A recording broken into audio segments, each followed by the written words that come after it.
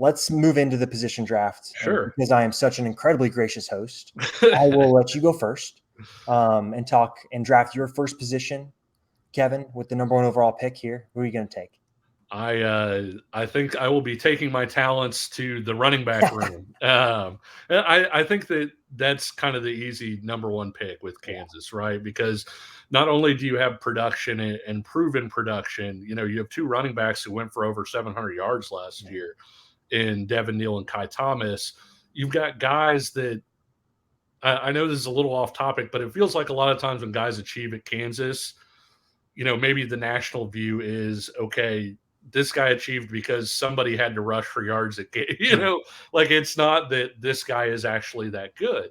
Yeah. But when you look at Kansas's running back room, there's only one 5-star running back in the Big 12 for this next year. It's Bijan Robinson at Texas. Everybody else was a 4-star below.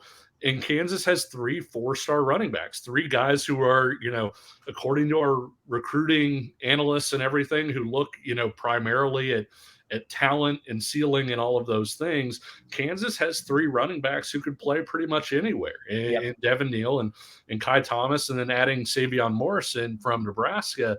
And I think, it's almost unfair even to cut it off at that, because talking to different people through the spring, there were some people who thought Daniel Highshaw looked as good as any of them. And Highshaw was a guy that was a high school quarterback, came to college, flipped to running back and was second on the team in rushing, and had that 87-yard game against Texas Tech that almost helped Kansas to a win in Lubbock. And so when you look at the depth of that room, having 4 legitimate Big 12 backs and guys that are legitimately talented and potentially, in the right situation, could be getting looks in the NFL and different things like that. It's a different situation than what Kansas has been in at that position. 100%. And I think it fits into the identity I think this team is going to have this fall, where they're going to try and run the ball a lot. I think I mentioned this on past podcasts before, but it's going to be a little bit like Big Ten football, where they're going to try and shorten these games and really run the ball, try and play good defense. And that's why you saw so many defensive additions, right? 15 total over the course of the offseason between high schools, transfers, and JUCOs. And I think that the running back room is a really good example of that's your strength, lean on your strength. Sure. And that's what they're really going to try and do this fall with the running backs. I think you mentioning Daniel Highshaw is a really good point, because you look at what he did in his freshman season, right? Produced. And then all of a sudden, last season has the injury, right? But then comes back, has a really good spring. And you're looking at Andrew Kotelnicki and what he does with the running back position, right? He's got the saying, a pair and a spare. Well, you've got a pair, a spare, and a spare. Like you've got 4 guys that over the course of a season, you'll be able to rely on in varying roles. And I'm really interested to see how they decide to do that, right? Are there going to be more 2 running back sets? Is someone like Savion Morrison going to be used out of the slot at all? How are they going to move these guys around to try and lean on that strength, so that you're not maybe having to lean on the wide receiver room, which I'm sure will come towards the near, or maybe not, maybe the end of the podcast. But moving to my first pick, second pick overall, I'm going to take the safeties room. I think you're looking at your 2 starters there, Kenny Logan and Marvin Grant. I'd argue probably one of the better safety tandems in the Big 12, right? Kenny Logan last year, the only safety in college football with 113 tackles, 6 pass breakups, and multiple forced fumbles. I mean, that's just incredible production from Kenny Logan. And I think this year, too, you look at this room, if Kenny Logan leads the team in tackles, I think that's a bad sign, because I think you're hoping someone like Marvin Grant can help take some of that off his plate. And for me, going into fall camp, I wonder, is Kenny Logan going to be playing closer to the line of scrimmage like he was last season? Or is the addition of Marvin Grant, who had 84 tackles and 2 tackles for loss last season, or is Marvin Grant going to be that guy that plays closer to the line of scrimmage, right? So you've got really good starters there. And then depth-wise, you add someone like Jarrett Paul from Eastern Michigan. He played corner at Eastern Michigan last season, has played some safety during his time in college as well. So we offer some versatility there as well. Of course, you got a guy like Jalen Dye, a junior college transfer you got from the West Coast. He'll probably be more of a special teams guy if I had to guess this year. And then, of course, you can't not mention O.J. Burroughs, who produced last year in his first season with the program. I wonder, too, does O.J. Burroughs maybe redshirt this year?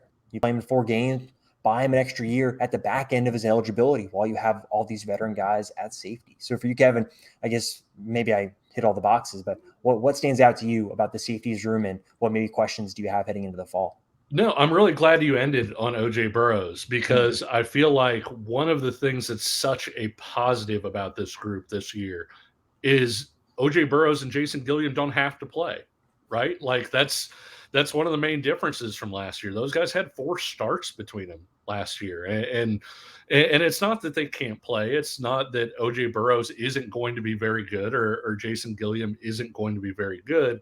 It's that you don't want them to have to be when they're that young. You know, if a guy comes in and he's just, an NFL guy right away and you have to get him on the field, that's one thing. But Akeem Talib came in as a safety and redshirted his first year and then moved positions, partway through the next year. And so even guys who are NFL guys, sometimes it takes them a little while to hit the ground. And when you look at, Marvin Grant, when you look at Jarrett Paul, as a guy who plays a different role and may kind of play that nickel corner safety as somebody who's played both corner and safety in the past.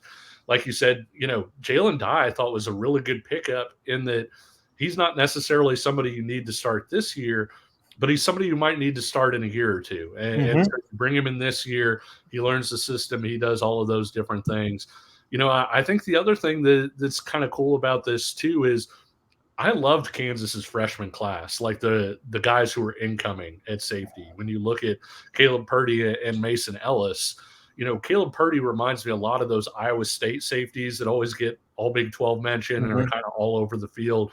Mason Ellis, Kansas doesn't usually see 6'2" safeties that, run in the mid 4.5s, like Mason Ellis did last year going through the camp circuit and everything. And so you've got a guy in Ellis who has this frame to get big, right? He's 6'2", could wind up being a strong safety. You've got Caleb Purdy, who is sort of your classic center field, I feel like, free safety.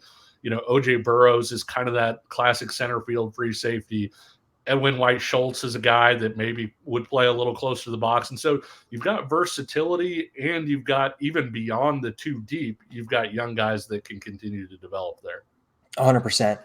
Mason Ellis is your guy, isn't he? Like that. I really liked him, and I liked him, coming out of his junior year. I understood because he had an injury. And so I think everybody kind of wanted to see him play, see him run around, see all of those different things. But he ran 4.41 at Sharp. He ran, I think, 4.43 at K-State, ran 4.49 at Kansas at 6'2" and 185 pounds. I mean, and that's not everything, but he backed that up on tape too. He played really well. And so when you look at a guy who can continue to develop his body, because he is kind of a skinnier guy right now, and all of those things, I do think Mason Ellis has a chance to be one of those guys that, 3 or 4 years from now, everybody's like, well, where did this guy come from? He's got all these terrific measurables.